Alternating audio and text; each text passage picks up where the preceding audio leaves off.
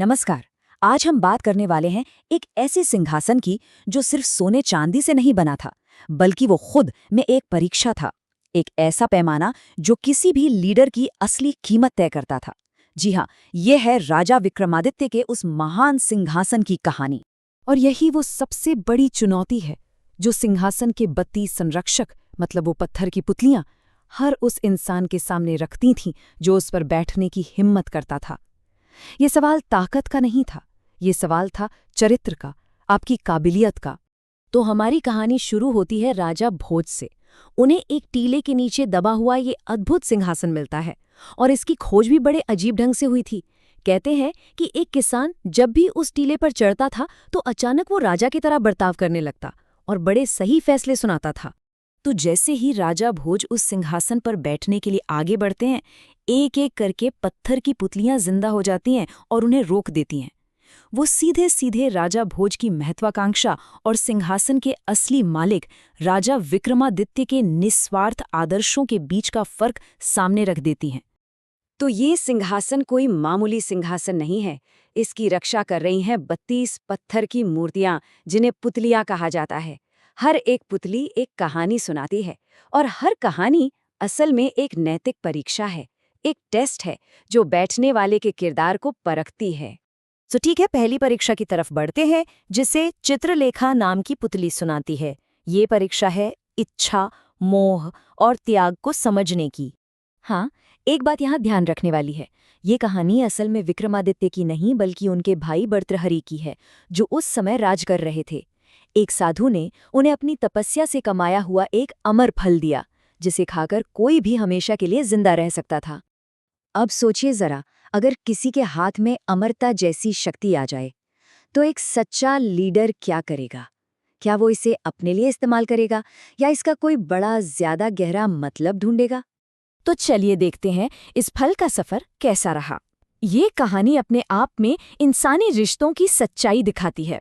राजा ने सोचा वो रानी से प्यार करते हैं, तो फल उन्हें दे दिया। पर रानी का प्यार कोई और था, तो फल वहां से कोतवाल के पास गया, कोतवाल से वेश्या के पास। मतलब ये फल जहां जहां गया, इसने दुनिया के मोह और झूठे प्यार की पोल खोल दी। और जब वही फल घूम फिरकर वापस राजा भर्तृहरि के पास आया, तो उन्हें एक झटका लगा। उन्हें समझ आ गया कि ये दुनिया का मोह, ये रिश्ते नाते सब एक छलावा है।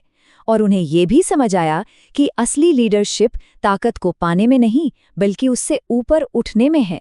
चलिए अब आते हैं दूसरी परीक्षा पर। ये एक बहुत पुरानी बहस है, किस्मत बड़ी है या मेहनत? और इसी का फैसला करने के लिए विक्रमादित्य को चुना गया। विक्रमादित्य की सभा में अचानक भाग्य और पुरुषार्थ, मतलब किस्मत और मेहनत, इंसान का रूप लेकर आ जाते हैं। और वो पूछते हैं कि हम दोनों में से बड़ा कौन है? ये एक ऐसा सवाल है जो आज भी हम सब सोचते हैं। सफलता किस्मत से मिलती है या मेहनत से? अब मजे की बात यह है कि विक्रमादित्य ने इसका जवाब सिर्फ बातों से नहीं दिया। उन्होंने 6 महीने का वक्त लिया और एक आम इंसान की तरह जिंदगी जी। इस दौरान उन्होंने किस्मत के अजीब खेल भी देखे, जैसे एक द्वीप पर फंसना और राजकुमारी से शादी होना, और अपनी मेहनत के नतीजे भी देखे। और यहाँ विक्रमादित्य का जवाब बहुत ही शानदार था।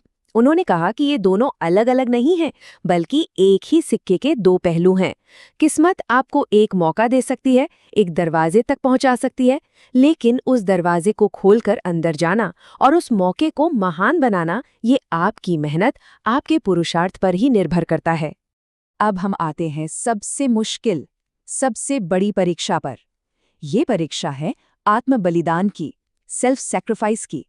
एक ऐसी परीक्षा जहां विक्रमादित्य ने अपने वचन को निभाने के लिए सीधे सूर्यदेव को चुनौती दे दी। हुआ ये कि सूर्यदेव ने बड़े घमंड में कह दिया कि मेरी गर्मी कोई नहीं झेल सकता, और विक्रमादित्य ने किसी के सम्मान के लिए इस चुनौती को स्वीकार कर लिया। वो जानते थे कि ये एक तरह से मौत को दावत देना है, पर वचन तो वचन था। सोचकर देखिए, ये सफर कितना भयानक रहा होगा। वो एक प्रकाश की किरण पर चढ़ते हुए सूरज के पास पहुंचे और उनकी गर्मी से जलकर राख हो गए। लेकिन उनके इस साहस और त्याग को देखकर सूर्यदेव खुद भी हैरान रह गए। उन्होंने विक्रमादित्य को दोबारा जिंदा किया और इनाम भी दिया। लेकिन असली त्याग तो ये था, जिस इनाम के लिए उन्होंने अपनी जान तक दे दी थी, वो जादुई कुंडल जिससे कुछ भी मांगा जा सकता था, उसे रास्ते में मिले एक जरूरतमंद ब्राह्मण को देने में उन्होंने 1 सेकंड भी नहीं लगाया। ये होता है असली त्याग। तो अगर हम इन तीनों कहानियों को जोड़कर देखें तो हमें लीडरशिप के 3 बहुत बड़े सबक मिलते हैं। पहला, असली ताकत मोह से आजाद होने में है। दूसरा, किस्मत और मेहनत के बीच संतुलन बनाना ही असली समझदारी है। और तीसरा, एक महान लीडर हमेशा बड़े आदर्शों के लिए सब कुछ कुर्बान करने को तैयार रहता है। तो 32 कहानियां सुनने के बाद राजा भोज को एक बात समझ आ गई। उन्हें ये एहसास हो गया कि मसला सिंहासन पर बैठने का है ही नहीं, बल्कि उसके लायक बनने का है। और उन्होंने बड़ी विनम्रता से ये मान लिया कि उनमें अभी वो बात नहीं है, वो कभी उस सिंहासन पर नहीं बैठे। तो आखिर में ये सिंहासन सिर्फ एक सिंहासन नहीं है, ये एक आइडिया है, एक सिंबल है, और इसकी परीक्षा आज भी जारी है, हर जगह। तो सोचने वाली बात यह है कि आज के ज़माने में, चाहे वो कोई कंपनी हो, देश हो या हमारा परिवार, एक असली लीडर को क्या चीज़ योग्य बनाती है।